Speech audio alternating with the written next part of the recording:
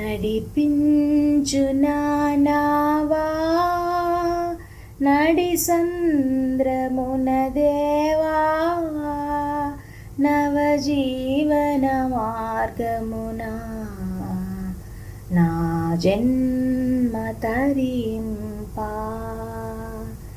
నవజీవన మార్గమున నా జన్మ తరింపా. దేవునికి మహిమ. నమస్కారం అండి. మనం తెలుగులో వాడుక భాష తెలుగులో అంటే మనం వాడుకతో మాట్లాడే భాషలో ఉండే తెలుగులో బైబిల్ చదువుకుంటున్నాం కదా. రాసే భాష కాకుండా వాడుక భాషలో ఈ బైబిల్ తర్జుమా చేశారు కాబట్టి ఈజీగా అర్థమవుతుంది. పైగా ఇది ఆడియో బైబిల్ అండి. ఫోకస్ మీరు ఆడియో బైబిల్ మీదే చేయండి. గోల్ ఏంటంటే ఎవరైనా మనం చాలామంది 100% బైబిల్ చదవాలనుకుంటాం, కానీ ఏదో ఒక పనిలో పడిపోయి ఏదో 2 లైన్లు చదివి ఊరుకుంటాము.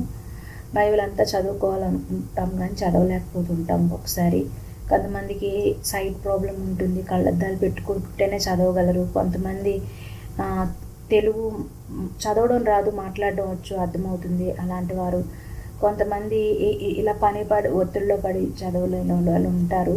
అందుకే బైబిల్ని డిజిటైజ్ చేద్దామని అనుకుని ఈ విధంగా నేను బైబిల్ లాగా చదివి వినిపిద్దామని అనుకుని ఈ విధంగా డిజిటైజ్ చేస్తున్నాను. ప్లస్ ఇంకో సెకండ్ పాయింట్, నాకు సెల్ఫ్ డిసిప్లిన్ ఉంటుందని నేను ఆశపడి ఈ విధంగా చేస్తున్నానండి.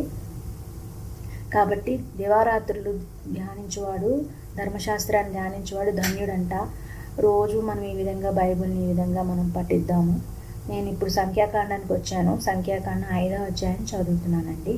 5వ అధ్యాయం టూకీగా దేని గురించి పరిశుద్ధాత్మ దేవుడు వర్ణించారు చెప్తాను. ఇక్కడ రాసినది చదువుతున్నాను నేను.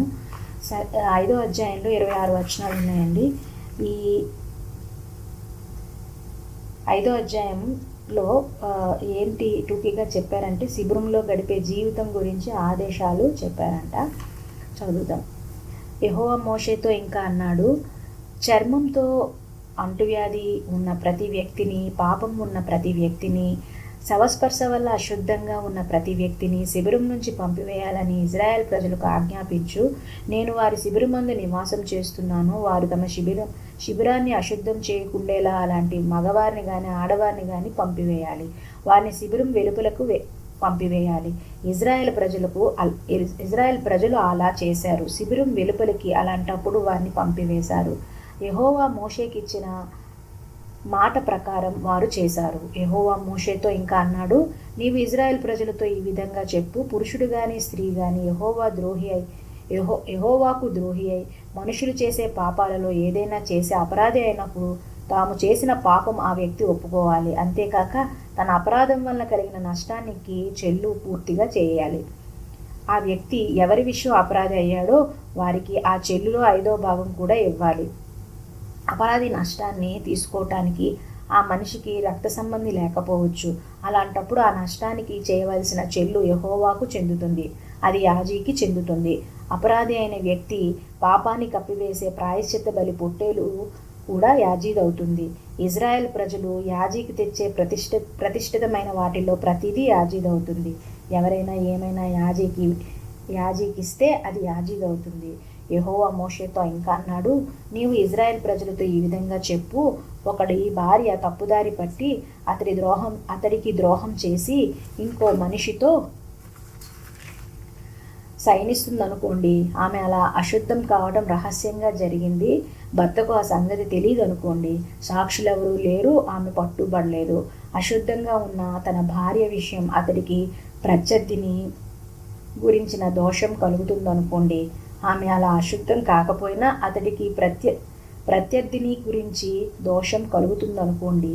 ఆ పక్షంలో ఆ మనిషి తన భార్యను యాజీ దగ్గర తీసుకురావాలి. ఆమె కోసం తూమెడు యవల పిండిలో 10వ భాగం కూడా తేవాలి. అతడు ఆ పిండి మీద నూనె పోయకూడదు, సాంబ్రాణిని వేయకూడదు. ఎందుకంటే అది ప్రత్యర్థిని గురించిన దోషాన్ని సూచించే నైవేద్యం, స్మృతి చిహ్నంగా ఉన్న నైవేద్యం, తప్పిదాన్ని జ్ఞప్తి చేసే నైవేద్యం. అప్పుడు యాజీ ఆమెను ముందుకు తీసుకొచ్చి యెహోవా సన్నిధానంలో నిలబెట్టాలి. అప్పుడు యాజీ మట్టి కుండలో పవిత్ర జలం పోసి దైవ నివాసంలో నేలమించి మట్టి కొంత తీసుకొని ఆ నేలలో పోయాలి. యాజి ఆ స్త్రీని యెహోవా సన్నిధానంలో నిలబెట్టిన తర్వాత ఆమె తల ముసుగు తీసివేసేయాలి. ప్రత్యర్థిని గురించిన దోషాన్ని సూచించే నైవేద్యం, స్మృతి చిహ్నంగా ఉన్న ఆ నైవేద్యం ఆమె చేతుల్లో ఉంచాలి. శాపాన్ని కలిగించే ఆ చేదు నీళ్లు యాజి చేతిలో ఉండాలి. అప్పుడు యాజి ఆ స్త్రీ చేత శపథం చేయించి ఆమెతో ఇలా అనాలి: నీవు నీ భర్త అధీనంలో ఉన్నప్పుడు మరో పురుషుడు నీతో శయనించకపోతే, నీవు తప్పుదారి పట్టి అశుద్ధం కార్యం చేయకపోతే, శాపాన్ని కలిగించే ఈ చేదు నీళ్లు ప్రభావం నుంచి విడుదల పొందు. కానీ నీ భర్త ఆధీనంలో ఉన్నప్పుడు నీవు తప్పుదారి పట్టి అశుద్ధమైతే, నీ భర్త కాక మరో పురుషునితో నీవు శయనించి ఉంటే, నీ తొడలు ముడుచుకుపోయేలా నీ కడుపు ఉబ్బిపోయేలా యెహోవా చేస్తాడుగాక. అలా నిన్ను నీ ప్రజల్లో శపథానికి గురి చేస్తాడుగాక. శాపాన్ని కలిగించే ఈ నీళ్లు నీ కడుపులోకి పోయి నీ కడుపు ఉబ్బిపోయేలా నీ తొడలు ముడుచుకుపోయేలా చేస్తాయి. యాజి అలా చెప్పి ఆ స్త్రీ చేత శపథ ప్రమాణం చేయించాక ఆ స్త్రీ అలాగే అని చెప్పాలి. అప్పుడు యాజి ఆ శపథాల పత్రం మీద వ్రాసి ఆ నీళ్లలో ముంచి ఆ వ్రాత కడిగివేయాలి. శాపాన్ని కలిగించే ఆ చేదు నీళ్లు ఆ స్త్రీ తాగేలా చేయాలి. శాపాన్ని కలిగించే ఆ నీళ్లు ఆమెలోకి పోయి చేదు పుట్టిస్తాయి. తర్వాత యాజి ఆ స్త్రీ చేతి నుండి ప్రత్యర్థిని గురించే దోషాన్ని సూచించే ఆ నైవేద్యాన్ని తీసుకుని దానిని యెహోవా సన్నిధానంలో అటు ఇటు కదిలించి బలిపీఠం దగ్గరికి తేవాలి. అక్కడ యాజి ఆ నైవేద్యం నుంచి స్మృతి చిహ్నంగా పిడికెలు తీసి బలిపీఠం మీద నుంచి దాన్ని కాల్చివేయాలి. ఆ తర్వాత ఆ స్త్రీ ఆ నీళ్లు తాగేలా చేయాలి. అతడు ఆమెకు ఆ నీళ్లు తాగించాక ఈ రెంటిలో ఏదో ఒకటి జరుగుతుంది. ఒకవేళ ఆమె తన భర్తకు ద్రోహం చేసి అశుద్ధమైతే, శాపాన్ని కలిగించే ఆ నీళ్లు ఆమెలోకి చేరి చేదవుతాయి. దానివల్ల ఆమె కడుపు ఉబ్బిపోతుంది, ఆమె తొడలు ముడుచుకుపోతాయి. ఆ స్త్రీ తన ప్రజల మధ్య శాపానికి గురి అవుతుంది. ఆ స్త్రీ అశుద్ధం కాకుండా శుచిగా ఉంటే ఆమెకు ఏ హాని కలుగదు, ఆమెకు సంతాన ప్రాప్తి కలుగుతుంది.